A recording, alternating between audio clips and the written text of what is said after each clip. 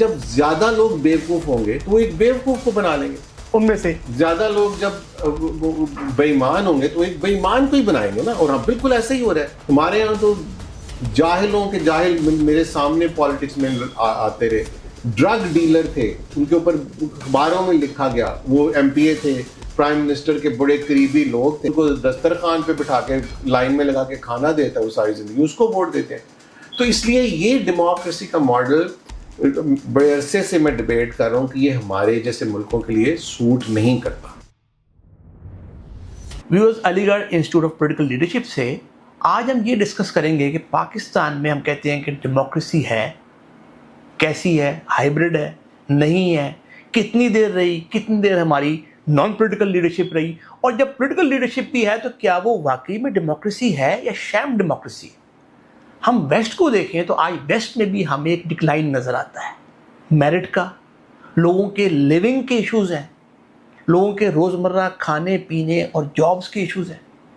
تو پاکستان جیسا ملک جہاں اور بڑے مسائل ہیں، ہمارا لٹریسی ریٹ، لوگوں کا اویئرنیس اور کانشیسنس کا لیول، تو کیا ہمیں کیا حل ہو اور ہمارے فیوچر کا کیا کورس ہو کہ ہم اس ملک کو آگے لے کے جا سکیں.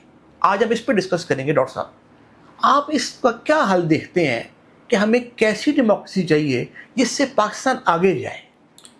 دیکھیں، ڈیموکریسی پہلے تو یہ اب ہم سمجھ لیں کہ جو دنیا کی تاریخ ہے، آج سے چند سو سال پہلے تک بادشاہتیں تھیں. جیسے میں پہلے بھی بتاتا ہوتا ہوں، ان کا ایک لیڈس جو عمرہ جنہیں کہتے ہیں، جو فیوڈل لارڈز تھے، نائٹس تھے، جاگیردار تھے، اور ساتھ ایک کلرجی ہوتی تھی جو ریلیجس.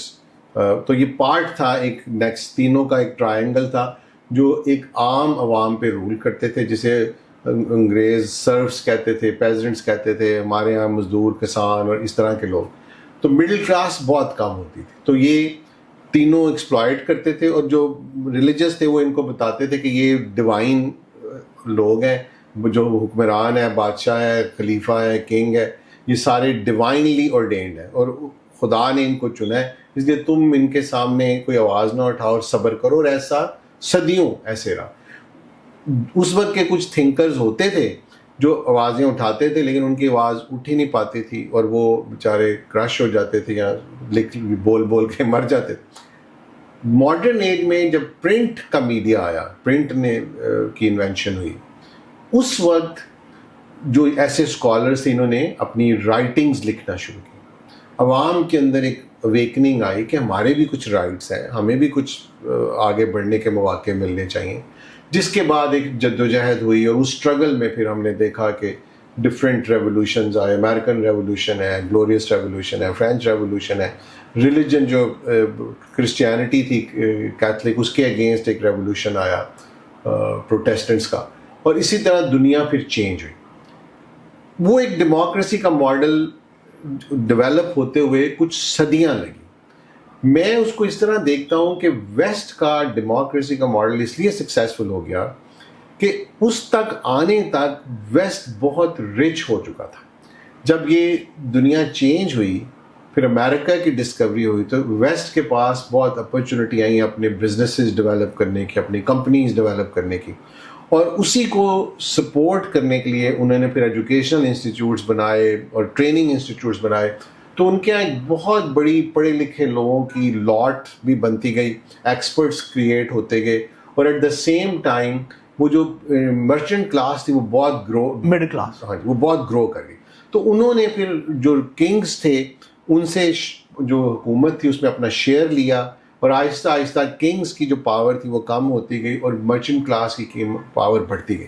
اور اسی میں یہ مڈل کلاس جو اس کی اویکننگ ہوئی تھی، وہ فائنینشلی بھی امپاور تھے، انہوں نے اپنے رائٹس کے لیے لکھنا شروع کیا، اور آہستہ آہستہ وہ ڈیموکریسی سکسیس کی طرف چل پڑی. اب وہ ڈکلائن کی طرف کیوں جانا شروع ہوا ہے، اس کی اور ریزنز ہیں، لیکن ہم کیونکہ ابھی اپنے کانٹیکس میں ہیں تو ہم پہلے اپنا کانٹیکس پوری طرح ڈسکس کریں. اب وہاں تو یہ جو پرنسپل تھا کہ جی anybody can be a candidate اور anybody can be a voter apply ہو گیا، کیونکہ میں نے جیسے کہا ان کی قوم بھی بن گئی تھی، پیسہ کلونیلزم میں اور ساری یہ اس میں ان کے پاس بہت آ چکا تھا، اور لوگ پڑھ لکھ بھی چکے تھے، یونیورسٹیز بن چکی تھیں. تو ان کے تو وہ ووٹر بھی اس کی اویکننگ تھی، اور اسی طرح جو کینڈیڈیٹ بھی قابل لوگ آتے تھے، اور جو ابھی تک پریٹی مچ ایسا ہی ہے, کوئی ابھی بھی ٹرمپ جیسے لوگ بہت کم ہیں ان کی پالیٹکس میں, تو ان کا یہ سسٹم چل رہا تھا. ہمارے ہاں ہم نے پاکستان جب بنا انگریز کے کلونیل نظام سے نکل کر, تو پاکستان نے تو انہیرٹ کی ایک بالکل غریب ان پڑھ عوام جس کی کوئی شعور نہیں تھا, کوئی اویکننگ نہیں تھی, جو آج بھی بڑی کم ہے, انہیں اپنے رائٹس کا نہیں پتہ, اور ایک فیوڈل پولیٹیکل کلاس اور ایک کلونیل بیوروکریسی.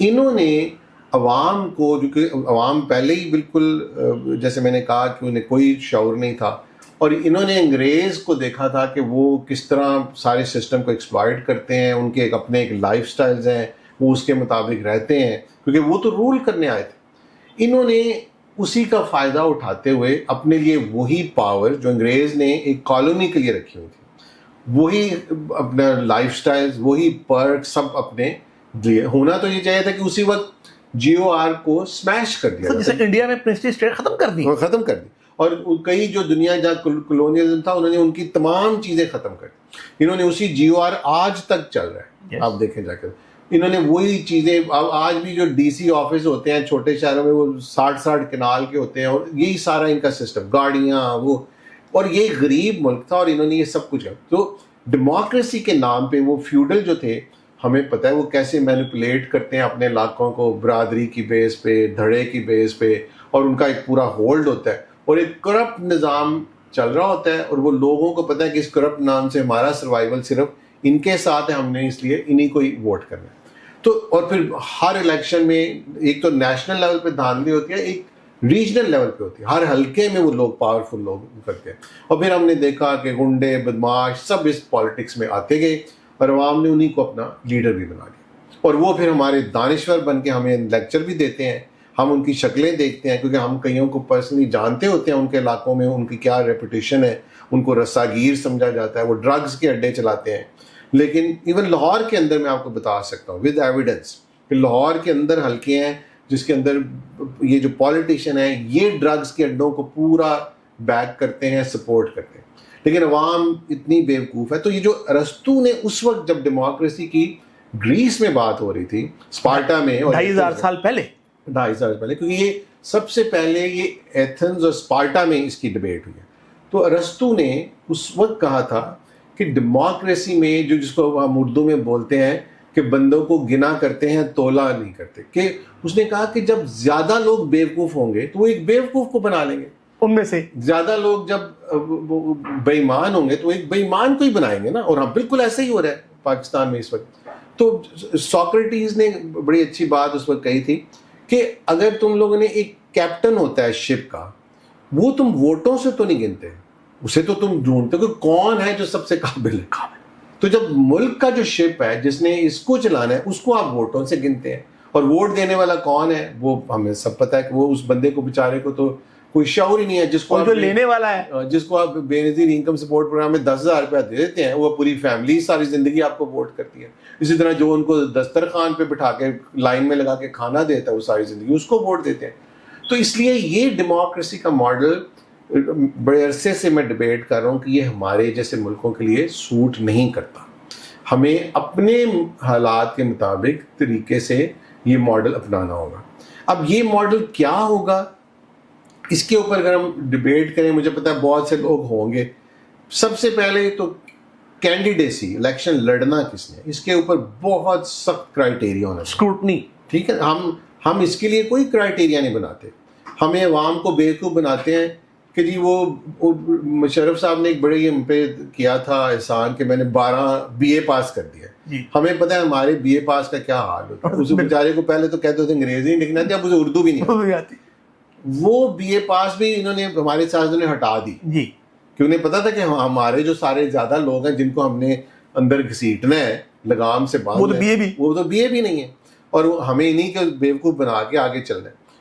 اس لیے اور عوام بڑی خوش کہ جی وہ ہمیں بھی موقع مل رہا ہے الیکشن لڑے. کوئی عوام کسی ایک ان پڑھ آدمی ڈاکٹر بنا ہو تو اس کے پاس جاتے ہیں نہیں, وہ ہمیشہ ڈھونڈتے ہیں کون سا پڑھا لکھا ڈاکٹر, کون سا پڑھا لکھا وکیل ہے. لیکن یہاں آ کے ان کی کیا کہ مت ماری جاتی ہے, پنجابی میں کہتے ہیں, کیونکہ ان کو مفلوج کر دیا گیا نا.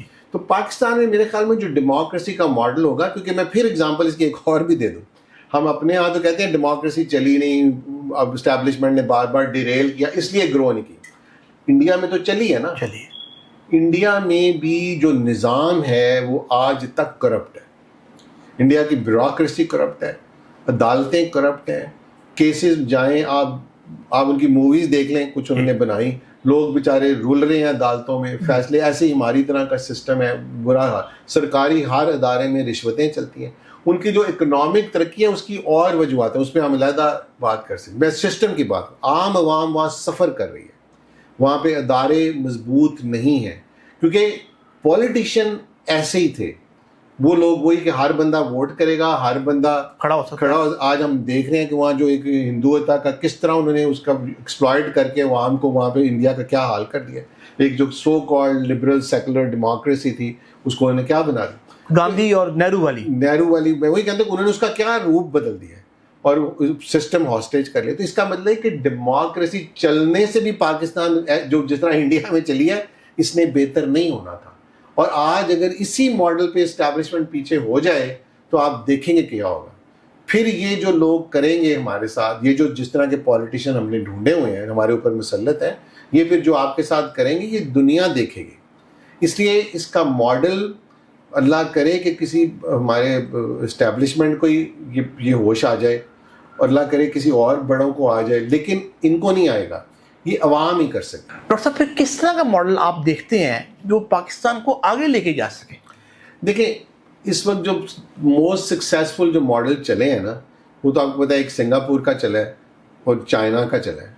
یہ ماڈل ایک نئے طرح کی, اسے آپ ڈکٹیٹرشپ نہیں کہہ سکتے. یہ مجھے اگر آپ اس کو دیکھنا چاہیں, اگر مجھے پتہ ہے کہ جو تھنکرز ہیں ڈیموکریسی کے پروپوننٹس وہ شاید اس سے اگری نہیں کریں گے, لیکن یہ ایک نئی ڈیموکریسی کا ماڈل ہے جس میں عام لوگ پارٹیز میں آئے, عام لوگوں نے لیکن اپنی لیڈرشپ اکٹھے ہوئے ہیں اور انہوں نے ایک پورا سسٹم دیا ہے جس میں کوئی, جیسے ہماری sorry to use the slang language, کہ کوئی ماجا ساجا اس میں نہیں آ سکتا. ہمارے یہاں تو جاہلوں کے جاہل میرے سامنے پالیٹکس میں آتے رہے.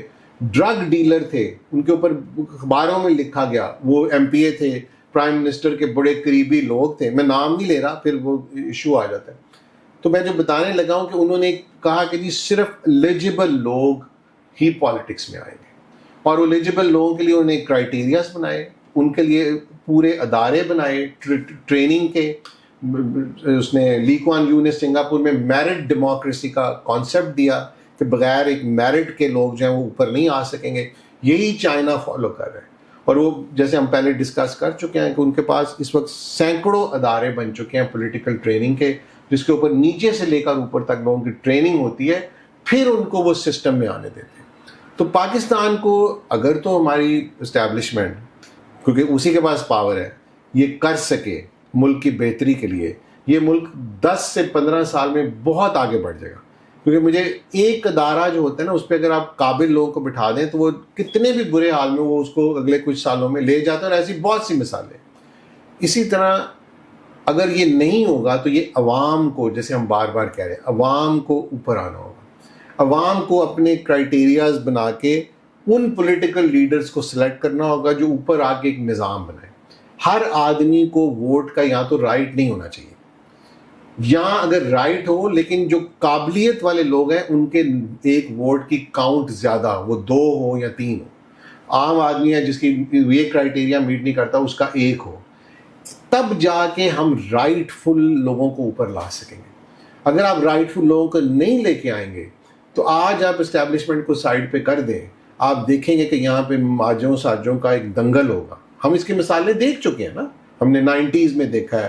آج چھوڑ دیں پھر دیکھیں یہ کیا کرتے ہیں, تو آپ کو اندازہ نہیں. کوئی عوام جو ہے وہ بالکل اس وقت آپ کے کور پہ, ہم پوری قوم بالکل مورلی بینکرپٹ ہو چکے ہیں ہمارے ہر چھوٹے چھوٹے لیول پر. اور یہ میں اپنے پرسنل ایکسپیرینس سے کہہ رہا ہوں, اور میں آپ کو یہ لاہور سے آپ یوں نکلیں تو آپ کو پتہ چلے گا کہ کور تک لوگ بے ایمان ہو چکے ہیں, کیونکہ ان کا سروائیول ہی اب اسی میں ہے نا.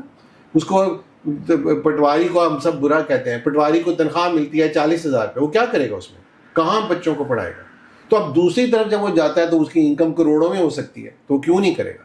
تو یہ پورا، اور جب وہ دیکھے گا میرا اوپر جو ہے ڈی سی بھی یہی کر رہا ہے، اے سی بھی یہی کر رہا ہے، تحصیلدار بھی یہی کر رہا ہے، تو اس کو کیا ضرورت ہے ایماندار بننے کی، اپنے بچوں کو بھوکا مارنے؟ تو یہ جو سسٹم بن چکا ہے، اس میں اچھے لوگوں کا آنا بہت مشکل ہو چکا ہے. اس لیے عوام کے جو باشعور لوگ ہیں انہیں اوپر آنا ہوگا، وہ آ کے اپنے سسٹم کو ٹھیک کر سکتے ہیں اور ایک نیا نظام ہم بنا سکیں گے.